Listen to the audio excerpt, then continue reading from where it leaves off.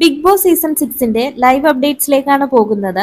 അങ്ങനെ ജോർജും കൂടെ വന്നവരും ബിഗ് ബോസ് ഹൗസിൽ നിന്നും മടങ്ങിയിരിക്കുന്നു. മുൻകാല ബിഗ് ബോസ് സീസണിലെ കണ്ടസ്റ്റന്റ്സ് ആയിരുന്ന സാഗറും ജുനൈസുമൊക്കെ കൂടെ ഉണ്ടായിരുന്നു. കൂടാതെ ഈ ഒരു സിനിമയിലെ നായികയും ഒരു ട്രാൻസ്ലേറ്ററും കൂടെ ഉണ്ടായിരുന്നു. സിനിമയുടെ പ്രൊമോഷന്റെ ഭാഗമായിട്ടാണ് അവർ വന്നത്. ജോജു ഹൗസിലേക്ക് വന്ന സമയത്ത് തന്നെ ജിൻഡോനെ നേരത്തെ അറിയാമെന്നുള്ള കാര്യം പറയുന്നു.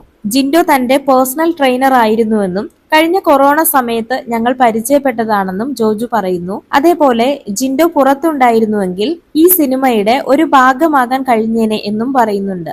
തന്നെ പരിചയപ്പെട്ടതിന് ശേഷം സിനിമയിൽ അഭിനയിക്കാനുള്ള അവസരം ജിൻഡോ ചോദിച്ചിരുന്നു. അതുപോലെ തന്നെ തനിക്ക് സാഗറിനെ നേരത്തെ അറിയാമായിരുന്നുവെന്നും സാഗർ ബിഗ് ബോസ് ഹൗസിൽ വന്നതുകൊണ്ടാണ് താൻ ബിഗ് ബോസ് കാണാൻ തുടങ്ങിയതെന്നും ജോജു പറയുന്നു.